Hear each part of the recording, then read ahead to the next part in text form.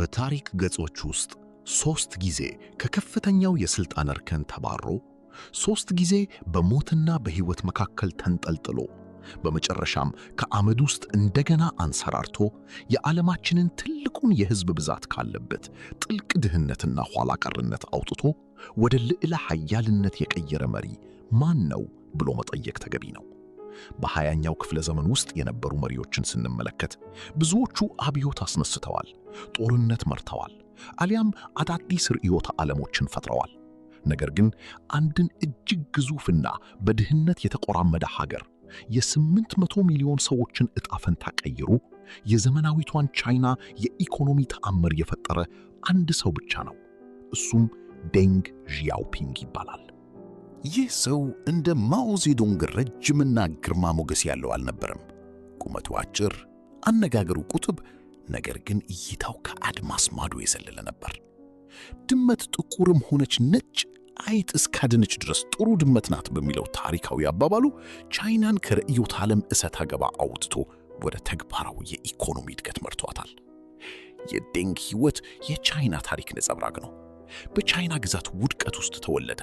በረሃብና በጦርነት ውስጥ አለፈ። በአብዮት እሳት ውስጥ ተፈተነ። በመጨረሻም ቻይናን ለዓለም ከፍታ አደረገ። ይህ የዴንግ ዢያኦፒንግ ሙሉ ታሪክ ነው።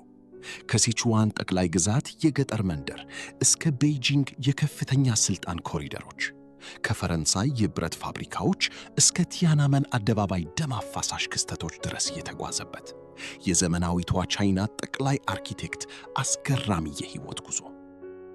ለአንድ አፍታ ይህንን ቪዲዮ ላይክ በማድረግ እና ቻናላችንን ሰብስክራይብ በማድረግ የቻናላችን ቤተሰብ በመሆን እስከ ቪዲዮ ፍጻሜ ድረስ አብራችሁን ቆዩ። የቻይና ታሪክ በብዙ ሺህ ዓመታት የተመሠረተ፣ በሥርወ መንግሥታት መውደቅና መነሳት የታጀበ እጅግ ገናና የነበረ ነው። ነገር ግን 20ኛው ክፍለ ዘመን ሲገባ ይቺ ታላቅ ሀገር በከፍተኛ ውርደትና መከራ ውስጥ ትገኝ ነበር። ሀገሪቱን ለዘመናት ያስተዳደረ የነበረው የቺንግ ሥርወ መንግሥት ከውስጥ በሙስናና በብቃት ማነስ ሲበሰብስ፣ ከውጭ ደግሞ በአውሮፓውያን ኃያላን እና በጃፓን ወረራ እየተቆራረሰ ነበር። በተለይም የኦፒየም ጦርነቶች ኦፒየም ዎርስ በቻይና ሕዝብ ላይ ያመጡት የሞራል እና የኢኮኖሚ ውድቀት እጅግ አስከፊ ነበር። በዚህ የጨለማና የተስፋ መቁረጥ ዘመን እንደ አውሮፓውያን የዘመን አቆጣጠር ነሐሴ 22 1904 በደቡብ ምዕራብ ቻይና በሲቹዋን ጠቅላይ ግዛት ውስጥ በምትገኝ ጓንጋን በምትባል ትንሽ የገጠር ከተማ አንድ ወንድ ልጅ ተወለደ። ስሙም ዴንግ ዢጂያን ተባለ። ይህ ልጅ ከብዙ አስርት ዓመታት በኋላ ስሙን ወደ ዴንግ ዢያኦፒንግ በመቀየር የቻይናን ዕጣ ፈንታ እንደሚቀይር ማንም የገመተ አልነበረም። የዴንግ ቤተሰብ ሃካ ከሚባለው የቻይና ብሔረሰብ የተገኘ ሲሆን አባቱ ዴንግ ሻኦቼንግ መጠነኛ መሬት የነበራቸውና በአካባቢው ማህበረሰብ ዘንድ የተከበሩ ሰው ነበሩ። ዴንግ ሻኦቼንግ ከባህላዊው የቻይና አስተሳሰብ የተለየ በዘመናዊ ትምህርት የሚያምኑ እና የሀገራቸው ወደ ኋላ መቅረት እረፍት የሚነሳቸው ሰው ነበሩ። እናቱ ደግሞ እጅግ አፍቃሪ እና ቤተሰቡን በጥንቃቄ የምትንከባከብ ሴት ነበረች። ዴንግ በልጅነቱ እጅግ ብልህ፣ ፈጣን እና ተጫዋች ነበር። ሆኖም አባቱ በልጁ ላይ የነበራቸው ራዕይ ከጓንጋን አድማስ የሰፋ ነበር። በወቅቱ በነበረው ባህል መሠረት ዴንግ መጀመሪያ የገባው ባህላዊ የኮንፊሽየስ ትምህርት ቤት ነበር። እዚያም ጥንታዊ የቻይና ጽሑፎችን፣ ስነ ምግባርን እና ባህላዊ ሕጎችን ያጠና ነበር። ነገር ግን አባቱ የድሮ ሥርዓት ቻይናን እንዳላዳናትና የሀገሪቱ ተስፋ ያለው በዘመናዊና ምዕራባዊ ትምህርት እንደሆነ ተረድተው ነበር። በ1911 ዴንግ ገና የ7 ዓመት ልጅ እያለ የቻይና ታሪክ በአዲስ መልክ ተጻፈ። የሺንሃይ አብዮት ፈንድቶ ለ2000 ዓመታት የዘለቀውን የንጉሣዊ ሥርዓትና የቺንግ ሥርወ መንግሥትን ጠራርጎ በማጥፋት የቻይና ሪፐብሊክ ተመሠረተች።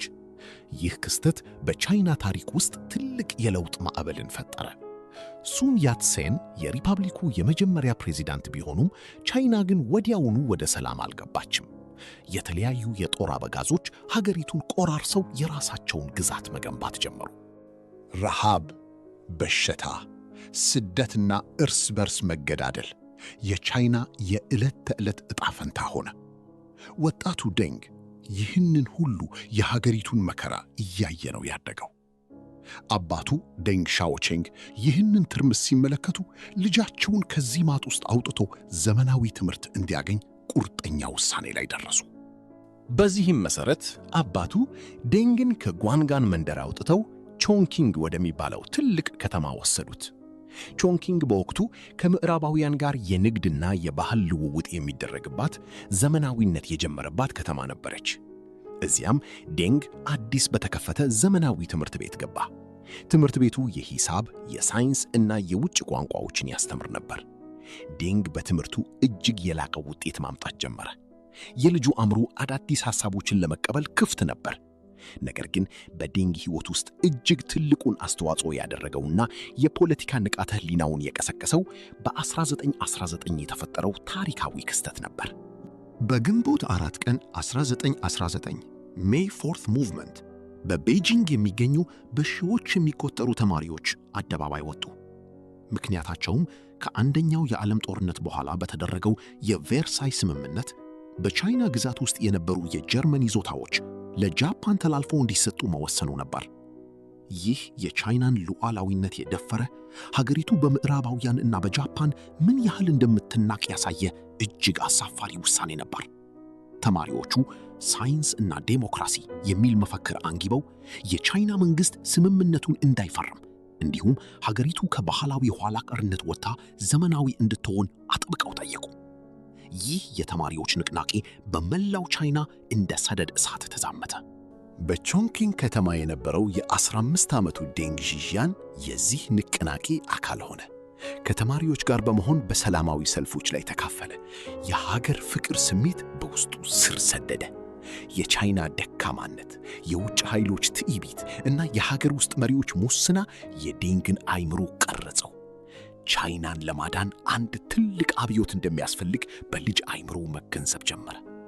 በዚህ ወቅት ነበር አንድ አዲስ እና ታሪካዊ ዕድል የተፈጠረው። አንዳንድ የቻይና ምሁራንና ባለሀብቶች የቻይና ወጣቶች ወደ ፈረንሳይ ሄደው እየሰሩ እንዲማሩ የሚያስችል ፕሮግራም አዘጋጁ። ዓላማቸው ወጣቶቹ የምዕራባውያንን ሳይንስ፣ ቴክኖሎጂና አሰራር ተምረው ሲመለሱ ቻይናን ዘመናዊ ያደርጋሉ የሚል ነበር። የዴንግ አባት ይህንን ዕድል እንደሰሙ ምንም እንኳን ዴንግ ገና የ16 ዓመት ታዳጊ ቢሆንም ልጃቸው በዚህ ፕሮግራም ውስጥ እንዲካተት ከፍተኛ ጥረት አደረጉ። ንብረታቸውን ሸጠው ገንዘብ አዋጠው ለልጃቸው የጉዞ ወጪ ያዘጋጁ።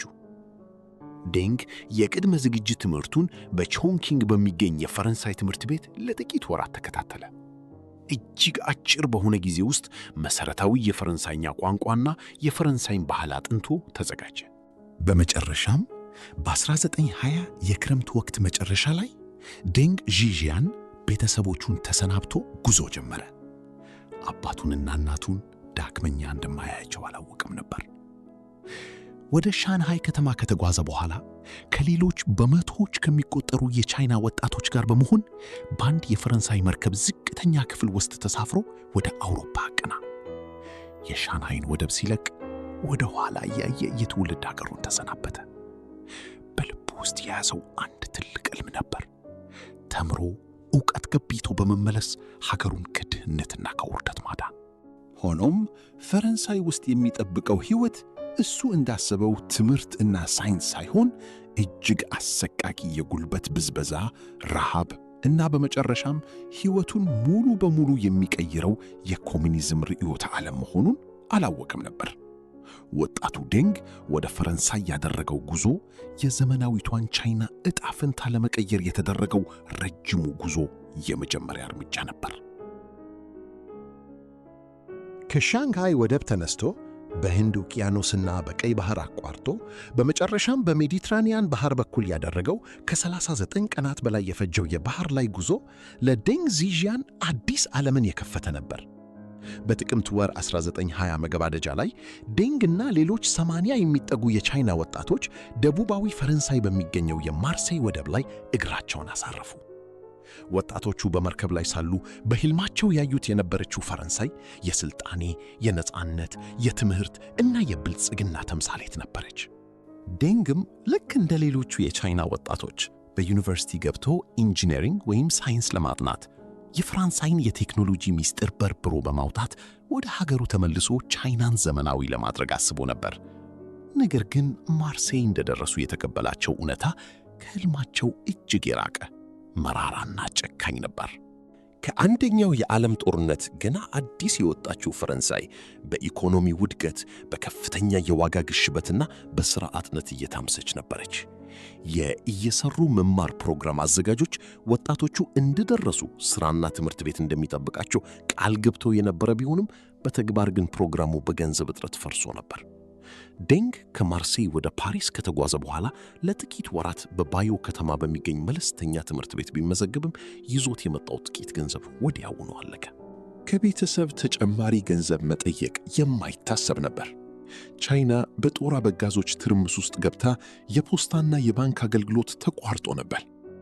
የትምህርት ሕልሙ እዚያው ላይ ተቀጨ።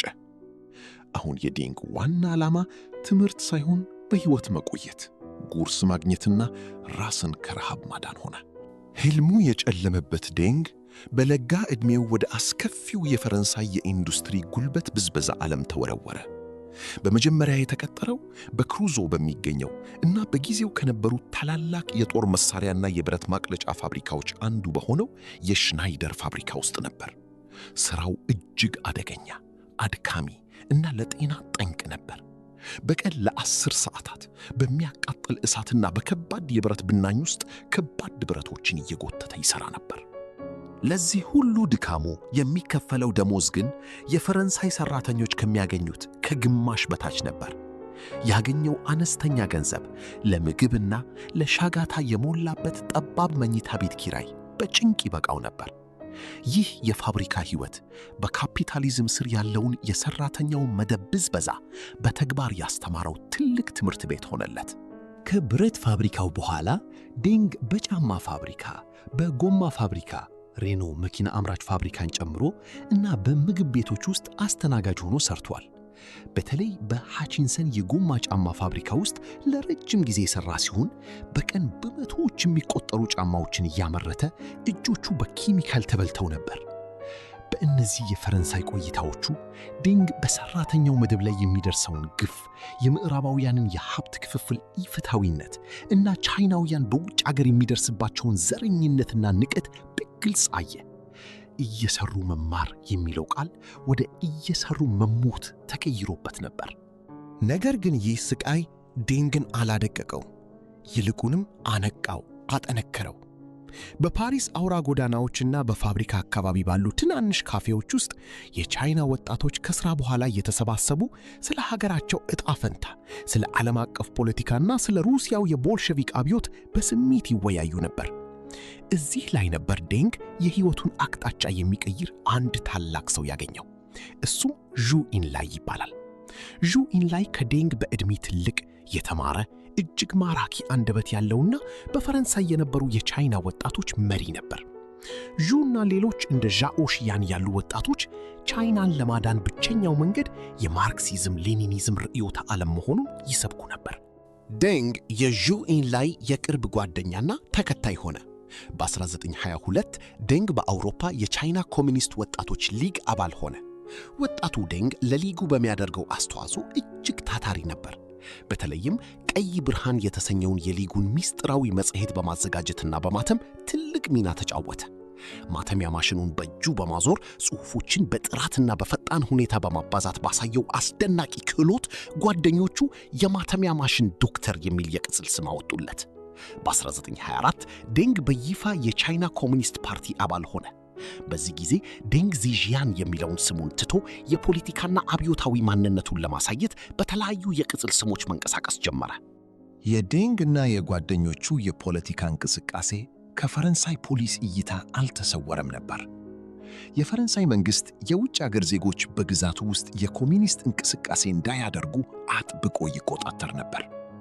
ጥር 1926 የፈረንሳይ ፖሊስ የዴንግን መኖሪያ ቤት በድንገት ሲበረብር በርካታ የኮሚኒስት ጽሑፎችንና ማተሚያ ማሽኖችን አገኘ። ፖሊስ ዴንግን ከፈረንሳይ ለማባረር ማዘዣ አወጣ። ነገር ግን ፖሊሶቹ ሊይዙት ሲመጡ ዴንግ ቀደም ብሎ መረጃ ደርሶት አምልጦ ነበር። ከ5 ዓመት ተኩል መከራ፣ ላብ፣ የፖለቲካ ንቃትና ርዕዮተ ዓለማዊ ትጥቅ በኋላ ዴንግ ፈረንሳይን ጥሎ ሸሸ። መድረሻውም አዲሲቷ የኮሚኒዝም መካ፣ የሶቪየት ኅብረት መዲና ሞስኮ ነበረች። ሞስኮ ሲደርስ ዴንግ ሱን ያትሴን ዩኒቨርሲቲ ገባ።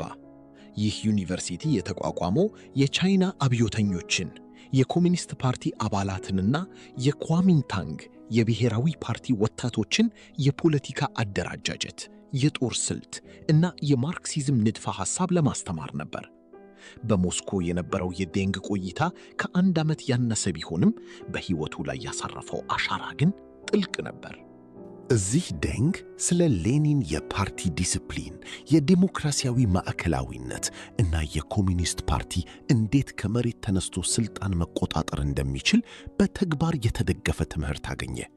በፈረንሳይ ያገኘው የተግባርና የብዝበዛ ትምህርት በሞስኮ ከንድፈ ሐሳብና ከድርጅታዊ አሰራር ጋር ተዋህዶ ዴንግን የተሟላ የሰላ እና ለማንኛውም መስዋዕትነት የተዘጋጀ ፕሮፌሽናል አብዮተኛ አደረገው።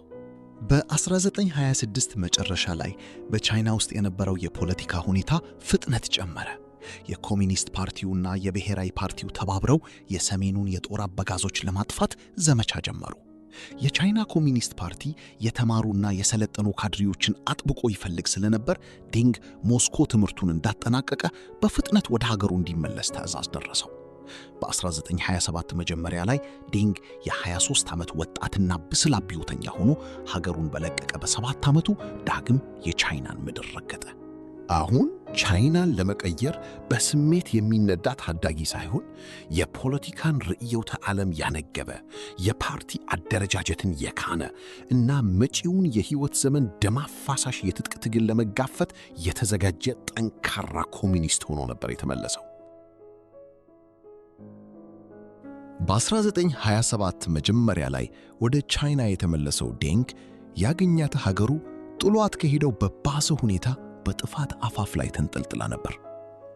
በመጀመሪያዎቹ ወራት ዴንግ ወደ ሰሜን ምዕራብ ቻይና ዢያን ከተማ ተልኮ የኮሙኒስት ፓርቲውን ፖለቲካዊ አደረጃጀት በወታደራዊ ካምፖች ውስጥ የማስፋፋት ኃላፊነት ተሰጠው። በዚህ ወቅት ነበር የመጀመሪያ ሚስቱን ዣንግ ዢዋን ያገባት። ዣንግ አብራው በሞስኮ ትምህርቷን የተከታተለች ጠንካራ አብዮተኛ ነበረች። ነገር ግን የጫጉላ ጊዜያቸው የቆየው ለጥቂት ወራት ብቻ ነበር። ሚያዝያ 1927 የቻይና ፖለቲካ ሙሉ በሙሉ ተገለበጠ። የብሔራዊ ፓርቲ መሪ የነበረው ቺያንግ ካይሼክ ከኮሚኒስቶች ጋር የነበረውን ጥምረት በድንገት አፍረሱ። በሻንሃይ ከተማ በኮሚኒስት አባላት ላይ አሰቃቂ የጅምላ ጭፍጨፋ ፈጸመ። ይህ ክስተት የሻንሃይ እልቂት በመባል የሚታወቅ ሲሆን የቻይና ኮሚኒስት ፓርቲ አባላት እንደ ውሻ በሚታደኑበትና በሚገደሉበት የጨለማ ዘመን ውስጥ ገቡ። ዴንግም ይህንን አደጋ ለማምለጥ ስሙን በይፋ ዴንግ ዢያኦፒንግ ትርጉሙም ሰላማዊ ወይም ሚዛናዊ ማለት ነው ብሎ በመቀየር ሚስጥራዊ ወደ ሆነው የመሬት ውስጥ አንደርግራውንድ የፓርቲ እንቅስቃሴ ተቀላቀለ። ወደ ሻንሃይ ከተማ በማቅናት ከፓርቲው ማዕከላዊ ኮሚቴ ጋር መስራት ጀመረ። ሕይወቱ በየቀኑ በሞት ጥላ ስር የተዋጠ ነበር። በዚህ መሃል በ1930 እጅግ አሳዛኝ የሆነ የግል ሐዘን ገጠመው። የመጀመሪያ ሚስቱ ዣንግ ዢዋን በወሊድ ምክንያት በተፈጠረ የጤና እክል ከነጭቅላ ልጇ ከዚህች ዓለም በሞት ተለየችው። ገና በ26 ዓመቱ ሚስቱንና የመጀመሪያ ልጁን ያጣው ዴንግ ልቡ ቢሰበርም ለሐዘን ጊዜ አልነበረው። አብዮቱ ይጠራው ነበር። በ1929 መጨረሻ ላይ የፓርቲው ማዕከላዊ ኮሚቴ ዴንግን ወደ ደቡብ ቻይና ጓንግዚ ጠቅላይ ግዛት ላከው። ኃላፊነቱም የገበሬዎችንና የወታደሮችን አመጽ በማስተባበር የኮሚኒስት ይዞታዎችን መመስረት ነበር። ዴንግ የባይሴ እና የሎንግዙ አመጾችን በመምራት 7ኛውንና 8ኛውን የቻይና ቀይ ጦር አቋቋመ። ምንም ይሁን እነዚህ አመጾች በኋላ ላይ በጠላት ብልጫ ምክንያት ቢዳከሙም ዴንግ ወታደራዊ አመራርንና የጦር ስትራቴጂን በተግባር የፈተነበት የመጀመሪያው የጦር ሜዳ ውሎ ነበር። ከጓንግዚ ማፈግፈግ በኋላ ዴንግ በ1931 ወደ ጃንግዚ ጠቅላይ ግዛት አመራ። ጃንግዚ በወቅቱ የማኦ ዜዱንግና የዦዴ ጠንካራ የኮሚኒስት ቤዝ ነበረች። እዚህ ጂያንግዚ ውስጥ ነው ዴንግ ከማኦ ዜዶንግ ጋር ለመጀመሪያ ጊዜ ጠንካራ የፖለቲካ ቁርኝት የፈጠረው። ማኦ የኮሚኒስት አብዮት መመራት ያለበት በከተማ ሰራተኞች ሳይሆን በገጠር ገበሬዎች ነው የሚል ጠንካራ እምነት ነበረው። ዴንግ የማኦን ሐሳብ ሙሉ በሙሉ ተቀበለ እና ደገፈ። ነገር ግን ይህ አቋሙ ትልቅ ዋጋ አስከፈለው። በ1933 ከሶቪየት ኅብረት የተመለሱትና 28ቱ ቦልሼቪኮች እየተባሉ የሚጠሩት የፓርቲው ከፍተኛ አመራሮች የማኦን የገበሬ አብዮት ስትራቴጂ በመቃወም በጂያንግዚ የፖለቲካ የማጥራት ዘመቻ ፐርጅ ጀመሩ። ዴንግ የማኦ ተከታይ እና የቀኝ ክንፍ አፈንጋጭ ተብሎ ተከሰሰ። ከስልጣኑ ተዋረደ፣ ከፓርቲው ተባረረ እና የጦር መሳሪያዎቹ ተነጥቀው እስር ቤት ተወረወረ። ይህ በሕይወት ዘመኑ ካጋጠሙት 3 ታላላቅ የፖለቲካ ውድቀቶች የመጀመሪያው ነበር። ምንም እንኳን በኋላ ላይ ወደ አነስተኛ ሥራ ቢመለስም ይህ ክስተት በኮሚኒስት ፖለቲካ ውስጥ ያለው የእርስ በርስ ሽኩቻ ምን ያህል አደገኛ እንደሆነ አሳይቶታል። በ1934 የፖለቲካው ሁኔታ ከፓርቲው ሽኩቻ አልፎ ለኮሚኒስቶች የህልውና ጥያቄ ሆነ። ቺያንግ ካይሼክ ከ1 ሚሊዮን በላይ በሚሆኑ ዘመናዊ የጦር መሳሪያ የታጠቁ ወታደሮች የጂያንግዚን ኮሚኒስት ይዞታ ሙሉ በሙሉ ከበባ ውስጥ ከተተው። ኮሚኒስቶቹ ከየአቅጣጫው እየተደበደቡ የምግብና የመድኃኒት አቅርቦት ተቋርጦባቸው ማለቃቸው የማይቀር ሆነ።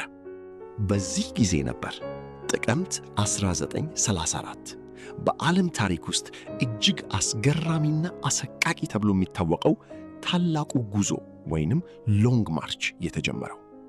ወደ 86,000 የሚጠጉ የኮሚኒስት ወታደሮች፣ አመራሮች እና አባላት ዴንግ ዢያኦፒንግን ጨምሮ ከብሔራዊ ጦር ከበባ ለማምለጥ ከጂያንግዚ አካባቢ አፈገፈጉ። ይህ ጉዞ ለ370 ቀናት የፈጀ ከ9,000 ኪሎ ሜትሮች በላይ ርቀት የተሸፈነበት የሰው ልጅ ጽናት እስከ መጨረሻው ጥግ የተፈተነበት ነበር።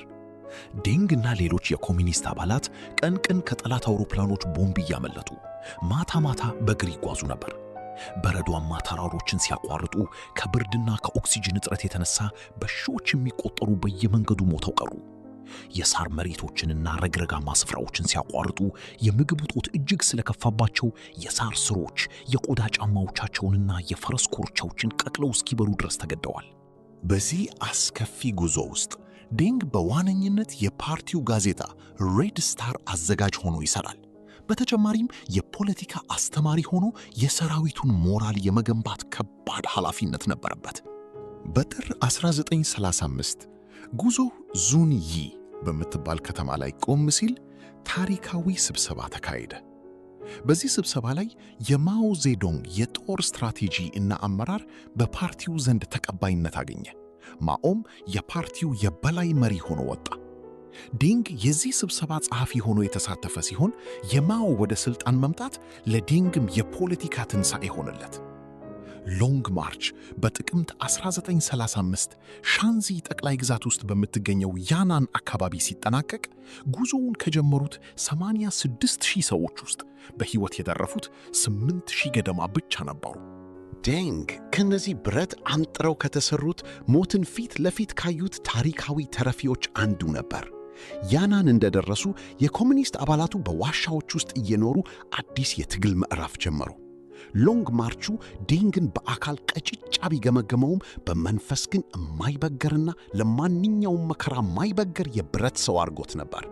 ይህ ጉዞ ለቻይና ኮሚኒስት ፓርቲ የህልውና መሠረት ሲሆን፣ ለዴንግ ደግሞ የወደፊት የሕይወት ፈተናዎቹን ሁሉ ተቋቁሞ የሚያልፍበትን የሥነ ልቦና ትጥቅ አስታጥቆታል። የኮሚዩኒስት ፓርቲው በያናን ዋሻዎች ውስጥ ቁስሉን እየጠገነና ኃይሉን እያደራጀ ባለበት ወቅት በሐምሌ 1937 የቻይና ዕጣ ፈንታ እንደገና ወደ አዘቅት ውስጥ የሚከት አዲስ አደጋ ፈነዳ። የጃፓን ኢምፓየር በማርኮ ፖሎ ድልድይ ክስተት ሰበብ በቻይና ላይ ሙሉ እና መጠነ ሰፊ ወረራ ጀመረ። የጃፓን ጦር ዘመናዊ፣ በሚገባ የታጠቀ እና እጅግ ጨካኝ ነበር። ቤይጂንግና ሻንግሃይን በፍጥነት ተቆጣጥረው ወደ ቻይና መሃል ዘለቁ። የናንጂንግ ጭፍጨፋ በመባል የሚታወቀውን በመቶ ሺዎች የሚቆጠሩ የቻይና ሲቪሎችና የጦር ምርኮኞች የተጨፈጨፉበትን አሰቃቂ ወንጀል ፈጸሙ። የቻይና ህልውና አደጋ ላይ ሲወድቅ ኮሚኒስቶቹ ሲሲፒ እና የብሔራዊ ፓርቲው ኬኤምቲ የነበራቸውን ጥልቅ የእርስ በርስ ጠላትነት ለጊዜው ወደ ጎን በመተው ጃፓንን ለመመከት ሁለተኛውን የተባበረ ግንባር መሰረቱ። የቻይና ቀይ ጦር ስሙ ተቀይሮ የስምንተኛው መስመር ጦር ተባለ። በዚህ ጦር ውስጥ ዴንግ ዢያኦፒንግ ታሪካዊ ሚናውን የተጫወተበት ኃላፊነት ተሰጠው። በ1938 ዴንግ የ129ኛው ክፍለ ጦር የፖለቲካ ኮሚሳር ሆኖ ተሾመ። የክፍለ ጦሩ ዋና አዛዥ የነበረው ደግሞ ታዋቂው የጦር ስትራቴጂስት ሊዩ ቦቼንግ ነበር። የሊዩና የዴንግ ጥምረት በቻይና የጦር ታሪክ ውስጥ እጅግ ስኬታማና ዝነኛ ከሆኑት የወታደራዊ አመራር ጥምረቶች አንዱ ሆነ። ሊዩ ወታደራዊ ስልቶችን ሲነድፍ፣ ዴንግ ደግሞ የሰራዊቱን ሞራል መገንባት፣ የገበሬውን ድጋፍ ማስተባበር፣ ፖለቲካዊ አደረጃጀትን ማስፋትና የሎጂስቲክስ አቅርቦትን ማረጋገጥ ነበር። የ129ኛው ክፍለ ጦር የተሰማራው በሰሜን ቻይና በታይሃንግ ተራሮች አካባቢ ነበር። የጃፓን ጦር ዘመናዊ የጦር መሳሪያዎችና የአየር ኃይል የበላይነት ስለነበረው ዴንግና ሊዩ የፊት ለፊት ጦርነት ከማድረግ ይልቅ የደፈጣ ወይም ጎሪላ ውጊያ ስልትን ተጠቀሙ። የጃፓንን የባቡር መስመሮች ማፈንዳት፣ የሎጂስቲክስ አቅርቦት መቁረጥ እና በድንገት አጥቅቶ መሸሽ ዋነኛ ስትራቴጂያቸው ነበር። ዴንግ ውሃ፣ ሕዝቡ ከሌለ አሳ ሰራዊቱ መኖር አይችልም የሚለውን የማኦን ፍልስፍና በተግባር አዋለ።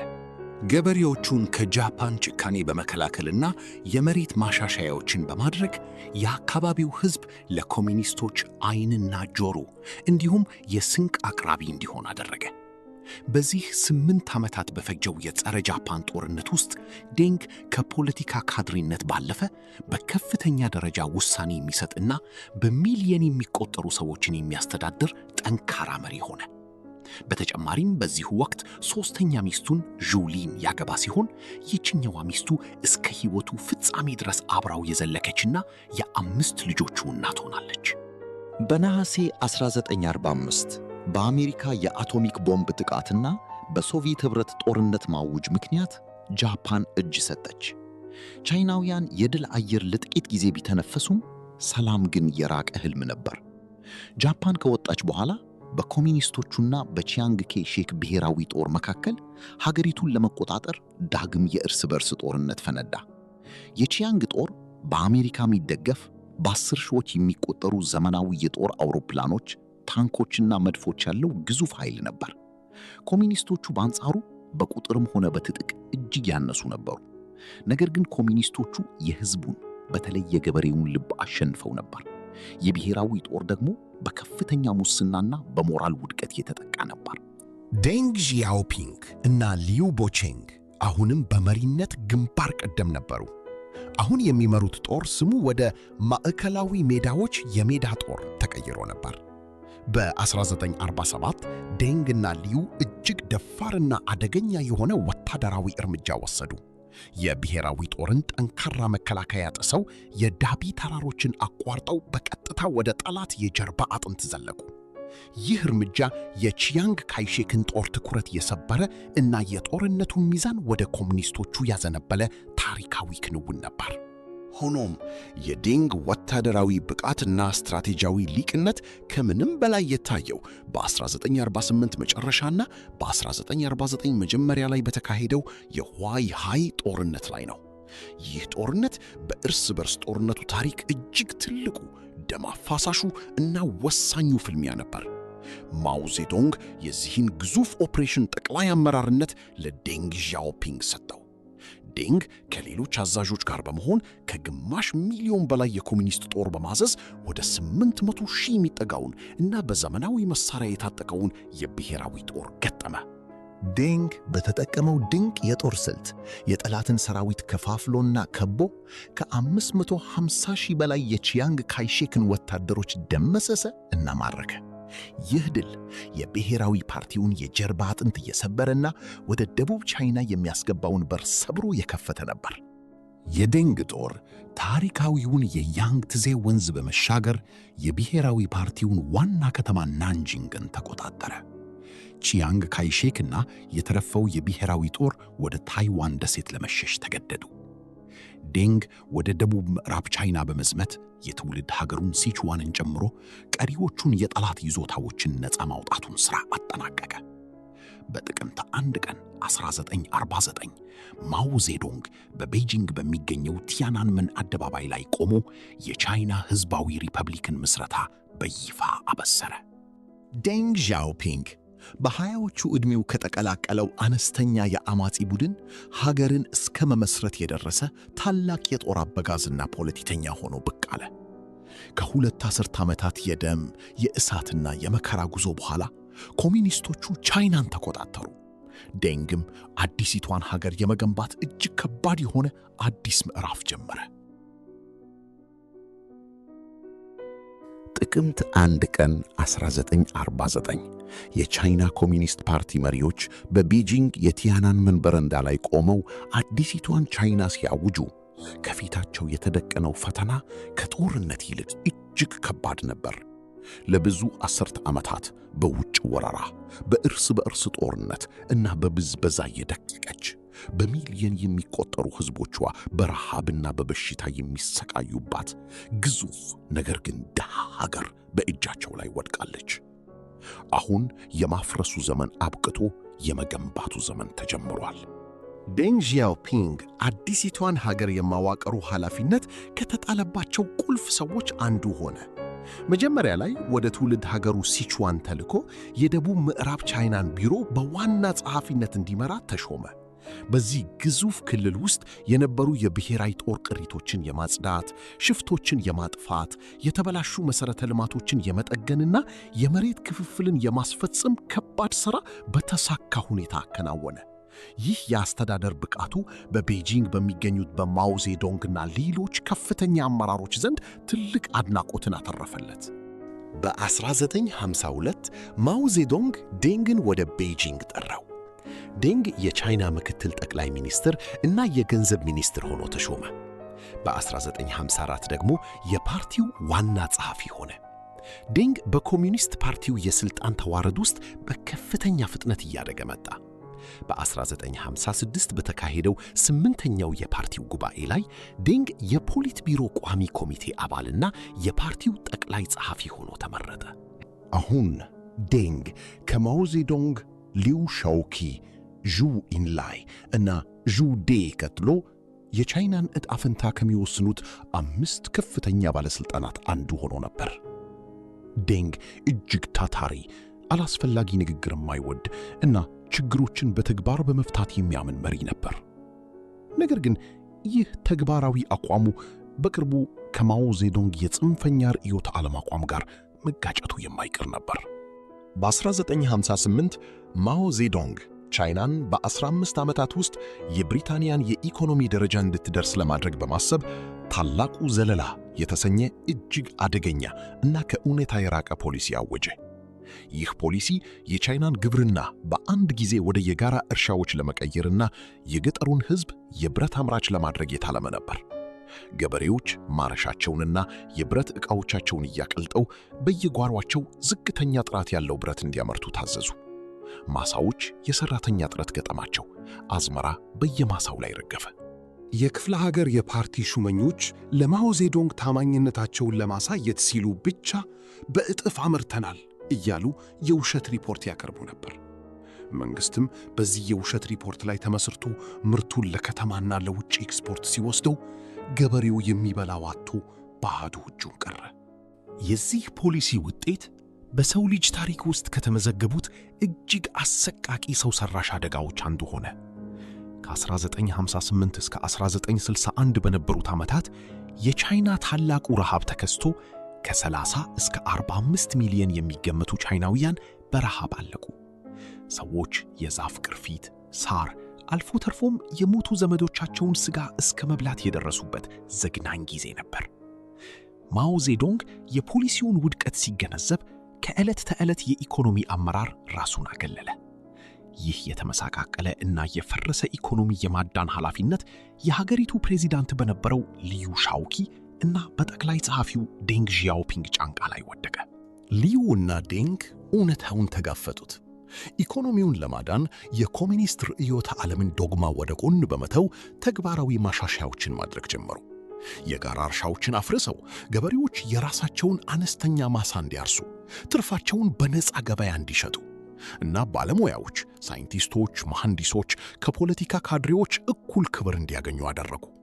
ይህ የነፃ ገበያ መነሻ ሐሳብ ኢኮኖሚውን በፍጥነት አነቃቃው። ረሃቡ ቆመ፣ ቻይና ዳግም መተንፈስ ጀመረች። በዚህ ጊዜ በ1962 በተካሄደ አንድ ስብሰባ ላይ ዴንግ ዢያኦፒንግ ሕይወቱን ሙሉ ሲተራበት የኖረውን እና የዘመናዊቷን ቻይና ፖሊሲ ጠቅለል አድርጎ የገለጸውን ዝነኛ አባባል ተናገረ። ድመት ጥቁርም ሆነች ነጭ፣ አይጥ እስካደነች ድረስ ጥሩ ድመት ናት። ትርጉሙም ፖሊሲው ካፒታሊዝም ሆነ ኮሚኒዝም ዋናው ቁም ነገር የሕዝቡን ሆድ መሙላቱና ሀገሪቱን ከድህነት ማውጣቱ ነው የሚል ነበር። ይህ የዴንግ አባባል በቻይና ሕዝብ ዘንድ ትልቅ ተቀባይነት ቢያገኝም በቤጂንግ ቤተ መንግሥት ውስጥ ግን አንድን ታላቅ ዘንዶ ከእንቅልፉ ቀስቅሶ ነበር። ማኦ ዜዶንግ ይህን የዴንግንና የሊዩን ተግባራዊ አካሄድ ሲመለከት ቻይናውያን ከሱ እይታ ወጥቶ ወደ ካፒታሊዝም እያመሩ እንደሆነ አመነ። ማኦ ስልጣኑ እየተሸረሸረ እንደሆነ ተሰማው። ዴንግና ሊዩ ኢኮኖሚውን ያዳኑት ቢሆንም በፖለቲካዊው ዓለም የገዛ መቃብራቸውን እየቆፈሩ መሆኑን አላወቁም ነበር። ታላቁ አውሎ ነፋስ ከፊታቸው እየመጣ ነበር። የማኦ ዜዶንግ ፍርሃትና ጥርጣሬ ጣሪያ በነካበት በ1966 የቻይናን ታሪክ ወደ አስከፊ የደም አፋሳሽነትና የእብደት አዘቅት ውስጥ የከተተው ታላቁ የፕሮሌታሪያት የባህል አብዮት በይፋ ተጀመረ። ማኦ ፓርቲው ውስጥ የካፒታሊስት መንገድ ተጓዦች ሰርገው ገብተዋል በሚል ሰበብ በሚሊየን የሚቆጠሩ የሁለተኛ ደረጃና የዩኒቨርሲቲ ተማሪዎችን ቀይ ዘቦች በሚል አደራጅቶ በአሮጌ ባህል፣ በተማረው የህብረተሰብ ክፍል እና በፓርቲው አመራሮች ላይ አዘመታቸው። ትምህርት ቤቶች ተዘጉ፣ ቤተ መቅደሶችና ታሪካዊ ቅርሶች ፈረሱ፣ መምህራን በተማሪዎቻቸው አደባባይ ላይ ተደበደቡ፣ ተገደሉ። ሀገሪቱ ሕግ አልባ ሆነች። በዚህ የፖለቲካ ማዕበል ውስጥ ዋነኛ ኢላማ የነበሩት ፕሬዝዳንት ሊዩ ሻኦቂና ጠቅላይ ጸሐፊው ዴንግ ዢያኦፒንግ ነበሩ። ማኦ ሊዩን አንደኛው የካፒታሊስት መንገድ ተጓዥ ሲለው፣ ዴንግን ደግሞ ሁለተኛው የካፒታሊስት መንገድ ተጓዥ ብሎ ፈረጀው። በቅጽበት የቻይና ከፍተኛ ባለሥልጣን የነበረው ዴንግ የሕዝብ ጠላት ሆነ። ይህ በሕይወቱ ያጋጠመው ሁለተኛውና እጅግ አስከፊው የፖለቲካ ውድቀቱ ነበር። በጥቅምት 1966 ዴንግ ከሥልጣኑ ሁሉ ተነሳ። በቤቱ ውስጥ የቁም እስረኛ ሆነ። የቀይ ዘብ ወጣቶች ወደ ግቢው እየገቡ በድምፅ ማጓያ ይሳደቡት። የውርደት ቆብ አድርጎ አደባባይ ላይ ወጥቶ ራሱን እንዲያወግዝ እና ወንጀሉን እንዲያምን የሥነ ልቡናና የአካል ሥቃይ ያደረሱበት። የቅርብ ወዳጁ እና የፖለቲካ አጋሩ ፕሬዚዳንት ሊዩ ሻኦቂ በእስር ቤት ውስጥ በሕክምና እጦትና በሥቃይ ሲሞት ዴንግም ተመሳሳይ ዕጣ ፈንታ እንደሚጠብቀው አስቦ ነበር። ነገር ግን ማኦ ዴንግን ለመግደል አልፈለገም። በ1969 ማኦ የዴንግን ሕይወት በማትረፍ ግን ከፖለቲካው መድረክ ለማጥፋት ከቤጂንግ አባሮ ጂያንግዚ ጠቅላይ ግዛት ወደምትገኝ ሺንጂያን ወደምትባል አነስተኛ የገጠር ከተማ በስደት ላከው። ዴንግና ባለቤቱ ጁሊን ክትትል ከሚደረግበት አንድ አሮጌ የጦር ካምፕ ቤት ውስጥ ገብተው በአንድ የትራክተር መጠገኛ ፋብሪካ ውስጥ በሰራተኝነት እንዲሰሩ ተገደዱ። ከ40 ዓመታት በፊት በፈረንሳይ ፋብሪካ ውስጥ የሠራው ዴንግ በ65 ዓመቱ ዳግም የፋብሪካ ሠራተኛ ሆነ። በየቀኑ ጠዋት ከአንዲት ጠባብና ጭቃማ መንገድ አልፈው ወደ ፋብሪካው ይሄዳሉ። ዴንግ በፋብሪካ ውስጥ የተበላሹ የብረት አካላትን በሞረድ የመጋዝ ሥራ ሲሠራ፣ ሚስቱ ደግሞ የብረት ሽቦዎችን ትጠመጥም ነበር። ይህ የዕለት ተዕለት የእግር ጉዞ የሚያደርግባት መንገድ ዛሬም ድረስ የዴንግ ዢያኦፒንግ ጎዳና እየተባለች ትታወቃለች። በእነዚህ የጨለማ ዓመታት ዴንግ ፈጽሞ ተስፋ አልቆረጥም። ፋብሪካ ውስጥ ጸጥ ብሎ እየሠራ የቻይናን የወደፊት ዕጣ ፈንታ በአእምሩ ያውጠነጥን ነበር። ነገር ግን የባህል አብዮቱ በዴንግ ላይ ካደረሰው ሥቃይ ሁሉ እጅግ የከፋውና ልቡን ያደማው በልጁ ላይ የደረሰው አሳዛኝ ክስተት ነው። የዴንግ የበኩር ልጅ ዴንግ ፑፋንግ በቤጂንግ ዩኒቨርሲቲ የፊዚክስ ትምህርት ክፍል ተማሪ ነበር። ቀይ ዘቦች የዴንግን ልጅ በመያዝ አባቱን እንዲያወግዝ እጅግ ዘግናኝ ድብደባ ፈጸሙበት። ፑፋንግ አባቱን ለማወገዝ ፈቃደኛ ስላልሆነ ወጣቶቹ አይኑን አሰረው እና ደብድበው ከዩኒቨርሲቲው ሕንፃ 4ኛ ፎቅ ላይ ወረወሩት። አንዳንድ የታሪክ መዛግብት ራሱን ለማዳን ዘለለ ይላሉ።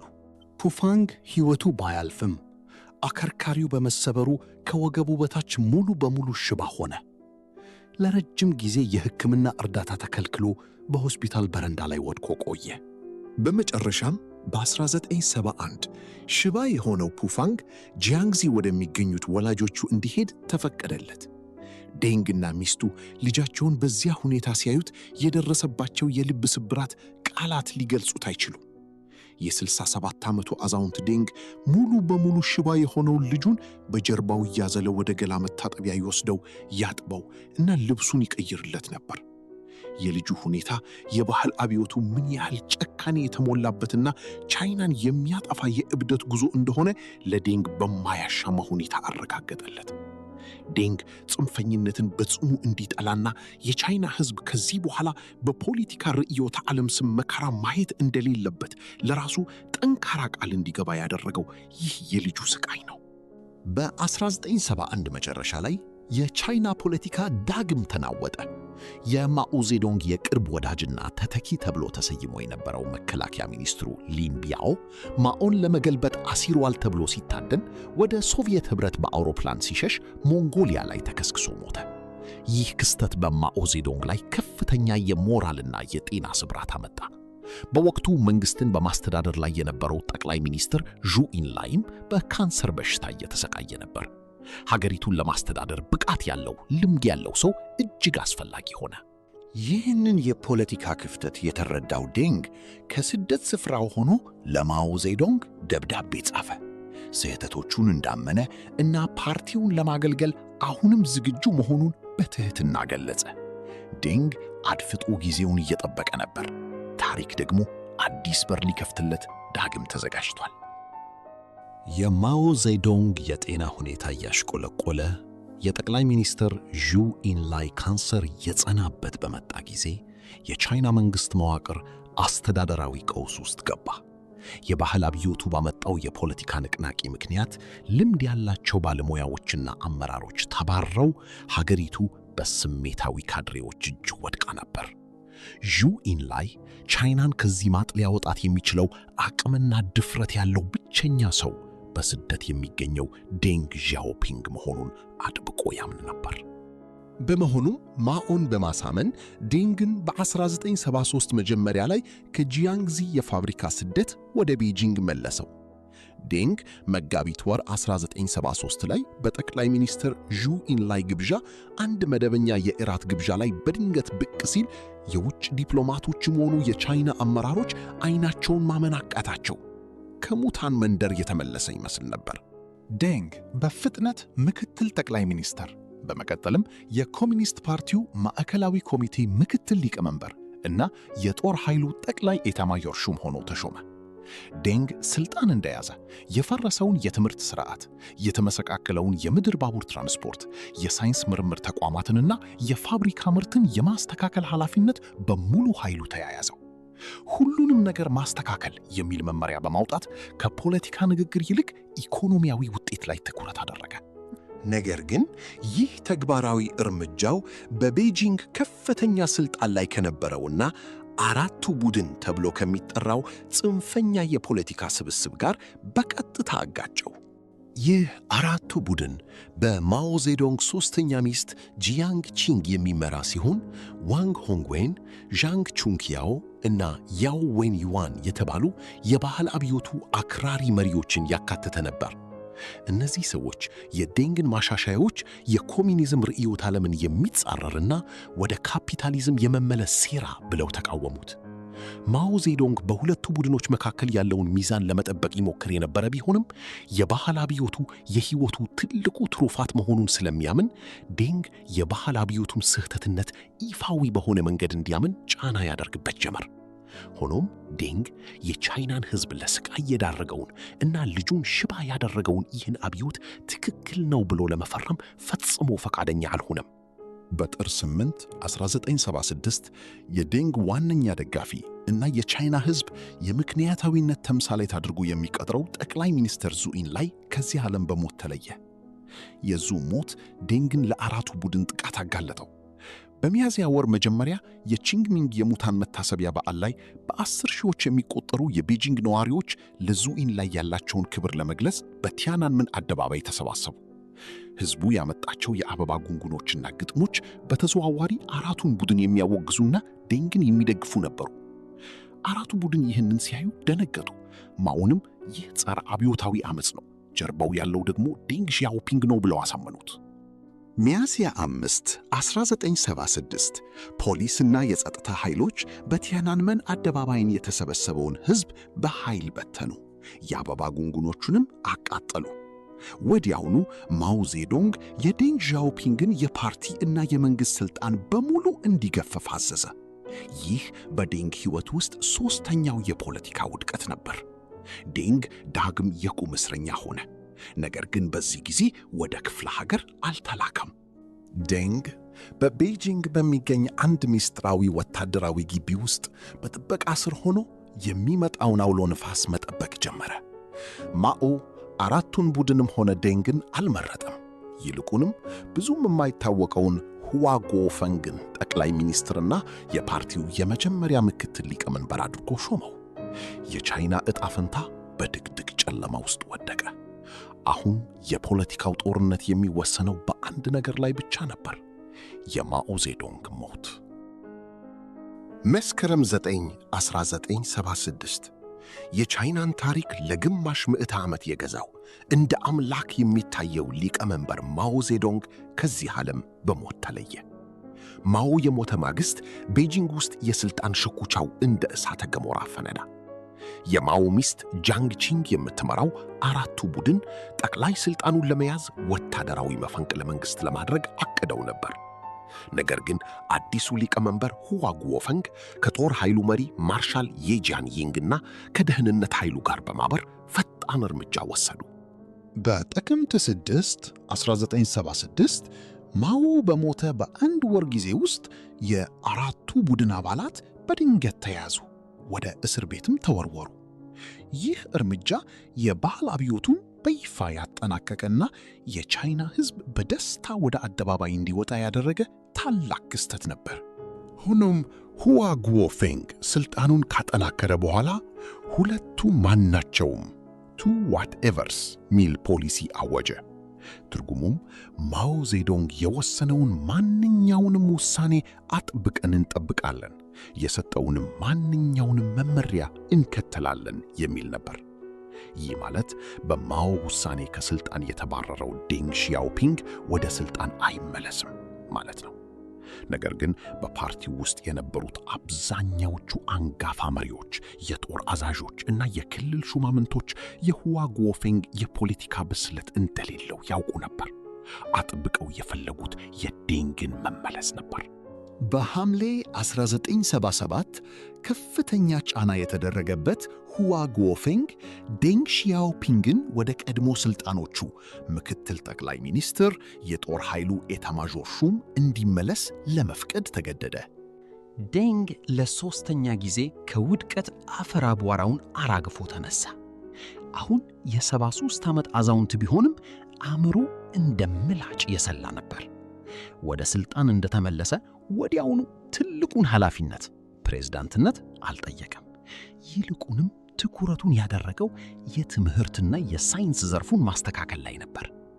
በባህል አብዮቱ ምክንያት ለ10 ዓመታት ተዘግቶ የነበረውን ሀገር አቀፍ የዩኒቨርሲቲ መግቢያ ፈተና ጋውካውም በ1977 መጨረሻ ላይ ዳግም እንዲከፈት አደረገ።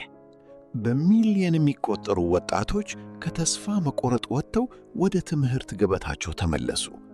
ዴንግ የቻይና የወደፊት ዕጣ ፈንታ በእውቀት ላይ እንጂ በፖለቲካ መፈክር ላይ የተመሠረተ መሆን የለበትም ብሎ አጥብቆ ያምን ነበር። ከዚህ ጎን ለጎን ዴንግ በፓርቲ ውስጥ ያለውን የርዕዮተ ዓለም ክርክር ለማሸነፍ ረቂቅ የፖለቲካ ስትራቴጂ ነደፈ። ሁዋጉዎፌንግ የማኦ ቃል ሕግ ነው ሲል፣ ዴንግ ደግሞ በ1979 አጋማሽ ላይ እውነትን በተግባር መፈተሽ የሚል ፍልስፍናዊ መጣጥፍ በሀገሪቱ ዋና ዋና ጋዜጦች ላይ እንዲታተም አደረገ። ይህ መጣጥፍ መልእክቱ ግልጽ ነበር። ማኦ ዜዶንግ ታላቅ መሪ ቢሆንም ሰው ነው፣ ስህተት ሰርቷል። ስለዚህ ፖሊሲዎች ትክክል መሆናቸው የሚለካው በማኦ ትዕዛዝ ሳይሆን በተግባር በሚያመጡት የኢኮኖሚ ውጤት ነው የሚል ነበር። ይህ የዴንግ አቋም በሕዝቡና በፓርቲው ካድሬዎች ዘንድ ማዕበል ፈጠረ። ሁዋጉዎፌንግ ርዕዮተ ዓለማዊ ጦርነቱን ተሸነፈ። ይህ የሥልጣን ትግል መቋጫውን ያገኘው በታኅሳስ 1978 በተካሄደው የ11ኛው ማዕከላዊ ኮሚቴ ሦስተኛው ምልአተ ጉባኤ ላይ ነው። ይህ ስብሰባ የዘመናዊቷን ቻይና ታሪክ አቅጣጫ ከቀየሩት እጅግ ታላላቅ እውነቶች አንዱ ነው። በዚህ ስብሰባ ላይ የፓርቲው ትኩረት ከመደብ ትግል ወጥቶ ወደ ኢኮኖሚ ግንባታና ዘመናዊነት እንዲቀየር ዴንግ አሳመነ። ዴንግ በይፋ የፓርቲው ሊቀመንበር ባይሆንም ሀገሪቱን የሚመራው ጠቅላይ አርክቴክት መሆኑ ተረጋገጠ። ዴንግ የሥልጣን ቁንጮ ላይ ሲወጣ የወሰደው እርምጃ ማኦ ከወሰደው ፈጽሞ የተለየ ነበር። ጠላቶቹን አላስገደለም፣ አላሰረም። ሁዋጉዎፌንግን በሰላማዊ መንገድ ከሥልጣን አውርዶ ራሱም ከፊት ከመታየት ይልቅ በሱ አስተሳሰብ የሚያምኑትንና ተግባራዊ የሆኑትን እንደ ሁ ያኦባንግ እና ሻኦ ዚያንግ ያሉ ወጣት አመራሮችን ወደፊት አምጥቶ ከጀርባ ሆኖ ሀገሪቱን መምራት ጀመረ። የ74 ዓመቱ ዴንግ ዢያኦፒንግ የዓለማችንን ሩብ ሕዝብ የያዘችውን ለ30 ዓመታት በራሷ ላይ በሩን ዘግታ የኖረችውን ቻይናን አሁን ለዓለም ክፍት ሊያደርጋትና የኢኮኖሚ ተአምር የተባለውን ታላቅ ዘመቻ ሊያስነሳ የጉዞ መሪ ሆነ። በ1978ቱ ታሪካዊ ጉባኤ ሀገሪቱን የመምራት ሙሉ ሥልጣን በእጁ ያስገባው ዴንግ ዢያኦፒንግ ቻይናን ሲመለከታት በውስጡ ጥልቅ ሐዘን ይሰማው ነበር። ለ30 ዓመታት በኮሚኒስት ርዕዮተ ዓለም ታጥራ ከዓለም ተነጥላ የኖረችው ቻይና ከጎረቤቶቿ ከጃፓን፣ ከደቡብ ኮሪያ፣ ከታይዋን እና ከሆንግ ኮንግ ጋር ስትነጻጸር እጅግ ወደ ኋላ ቀርታ ነበር። ዴንግ ድህነት ሶሻሊዝም አይደለም፣ ትክክለኛው ሶሻሊዝም ሀብታም መሆን ነው የሚል አዲስ ፍልስፍና አወጀ። ይህንን ለማሳካት ደግሞ የቻይናን በር ለውጭው ዓለም መክፈት እና የገበያ ኢኮኖሚን መተግበር ግድ ነበር። ይህ ፖሊሲ ማሻሻያ እና ክፍት ማድረግ በመባል ይታወቃል። የዴንግ የመጀመሪያው ትኩረት የቻይና የጀርባ አጥንት በሆነው የግብርናው ዘርፍ ላይ ነበር። በባህል አብዮቱ ዘመን ገበሬዎች በጋራ እርሻዎች ውስጥ ተጠፍረው ፍሬ አልባ ድካም ያሳልፉ ነበር። ዴንግ ይህን ሥርዓት በማፍረስ የቤተሰብ ኃላፊነት ሥርዓት የተባለ አዲስ አሰራር ዘረጋ። በዚህ ሥርዓት መሠረት ገበሬዎች ለሀገር መንግሥት የተወሰነ ኮታ ካስረከቡ በኋላ ትርፋቸውን በነፃ ገበያ እንዲሸጡ ተፈቀደላቸው። በአንሁይ ጠቅላይ ግዛት እንደ ሙከራ የተጀመረው ይህ ሥርዓት በጥቂት ዓመታት ውስጥ በመላው ቻይና ተዳረሰ። የገበሬው የሥራ ተነሳሽነት ጨመረ። የግብርና ምርት በእጥፍ አደገ። በሚሊየን የሚቆጠሩ የገጠር ነዋሪዎች ከረሃብና ከድህነት አዙሪት ወጡ። ሆኖም የዴንግ ትልቁ ራዕይ ከግብርናው አልፎ ቻይናን የዓለም የፋብሪካ ማዕከል ማድረግ ነበር። ይህንን ለማድረግ የውጭ ባለሀብቶች፣ ቴክኖሎጂ እና ካፒታል ያስፈልጉ ነበር። ነገር ግን የውጭ ካፒታሊስቶችን በአንድ ጊዜ ወደ መላው ቻይና ማስገባት የፖለቲካ ቀውስ ሊፈጥር ስለሚችል ዴንግ እጅግ ብልህ የሆነ ስትራቴጂ ነደፈ። ወንዙን የምንሻገረው ድንጋዮችን እየዳሰስን ነው በማለት አዳዲስ ፖሊሲዎችን በጥንቃቄ መሞከር ጀመረ። በዚህም መሠረት በደቡብ ቻይና የባህር ዳርቻዎች ላይ 4 ልዩ የኢኮኖሚ ዞኖች አቋቋመ። ከነዚህም ውስጥ እጅግ ስኬታማ የሆነችው ሼንዘን ነበረች። ሼንዘን ከሆንግ ኮንግ አዋሳኝ ድንበር ላይ የምትገኝ 30,000 ገደማ ነዋሪዎች የነበሩባት አነስተኛ የዓሣ አጥማጆች መንደር ነበረች። ዴንግ ለውጭ ባለሀብቶች ከቀረጥ ነፃ የሆነ ማበረታቻና ርካሽ የሰው ጉልበት በማቅረብ በሩን ሲከፍት ሼንዘን በዐይነ ቁራኛ ወደ ግዙፍ የኢንዱስትሪ፣ የቴክኖሎጂ እና የሰማይ ጠቀስ ሕንፃዎች ከተማነት ተቀየረች። ይህ የኢኮኖሚ ተአምር የቻይናን የወደፊት አቅጣጫ በማያሻማ ሁኔታ አሳየ። በውጭ ዲፕሎማሲው መስክም ዴንግ ታሪካዊ እርምጃዎችን ወስዷል።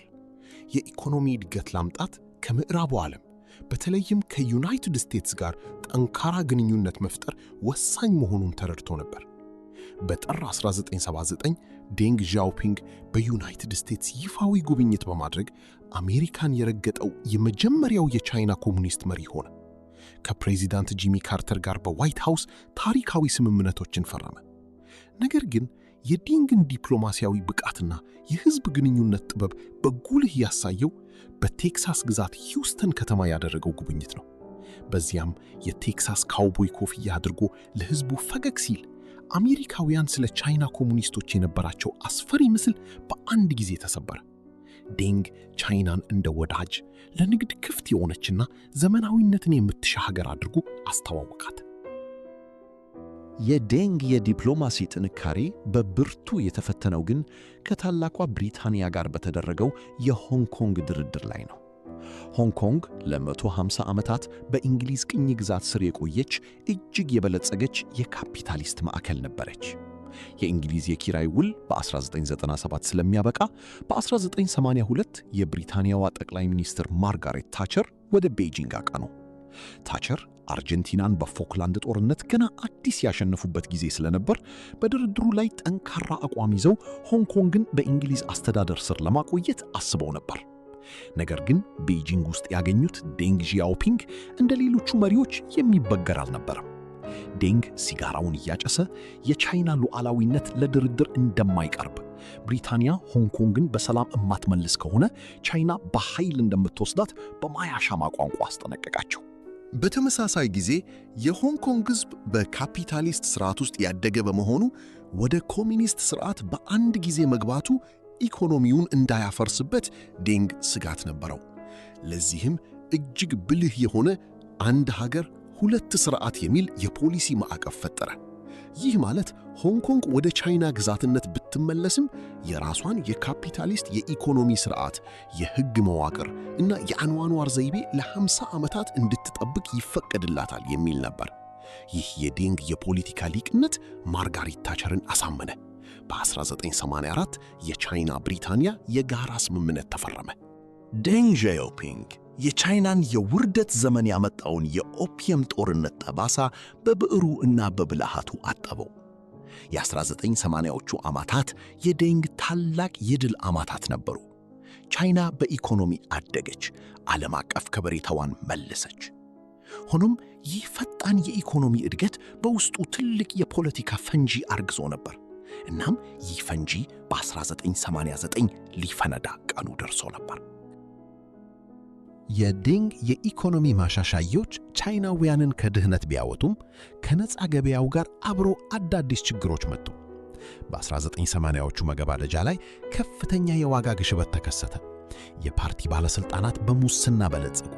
በዩኒቨርሲቲ ተማሪዎች ዘንድ ደግሞ ኢኮኖሚያዊ ነፃነት ካገኘን የፖለቲካ ዴሞክራሲም ሊኖረን ይገባል የሚል ጠንካራ ጥያቄ መነሳት ጀመረ። የቻይና ኮሚኒስት ፓርቲ አባላት በሁለት ተከፈሉ።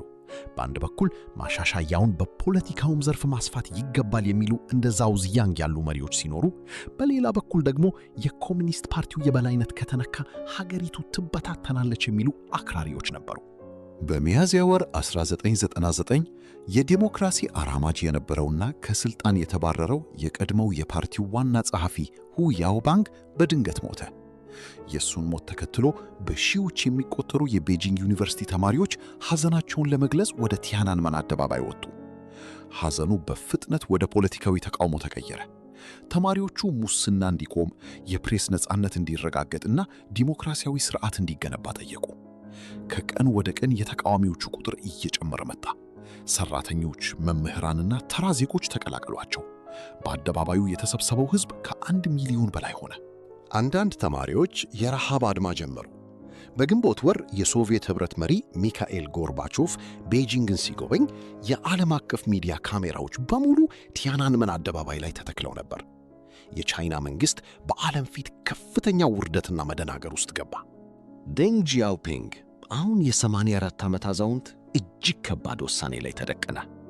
ዴንግ በወጣትነቱ አብዮተኛ፣ በጦርነት ጊዜ ጀግና፣ በኋላም የኢኮኖሚ አዳኝ ቢሆንም በውስጡ ግን ፓርቲውን ከምንም በላይ የሚያስቀድም ጠንካራ ኮሚኒስት ነበር። በባህል አብዮቱ ጊዜ ሀገሪቱ ሕግ አልባ ሆና የፈረሰችበትን አሰቃቂ ትውስታ አልረሳውም። ተማሪዎቹን ከፈቀደላቸው የኮሚኒስት ፓርቲው እንደሚፈርስ፣ ቻይናም እንደገና ወደ እርስ በርስ ጦርነትና ትርምስ እንደምትገባ አመነ። ለዴንግ መረጋጋት ከማንኛውም ነገር በላይ ውድ ነበር።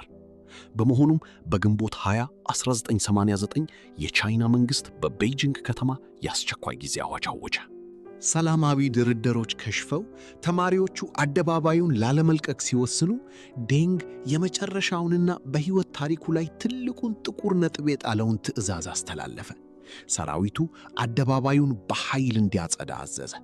እንደ አውሮፓውያን አቆጣጠር ሰኔ 4 1989 ጁን 4 ኢንሲደንት የቻይና ሕዝብ ነፃ አውጪ ጦር በታንኮችና በዘመናዊ የጦር መሳሪያዎች ታጅቦ ወደ ቤጂንግ አውራ ጎዳናዎች ገባ።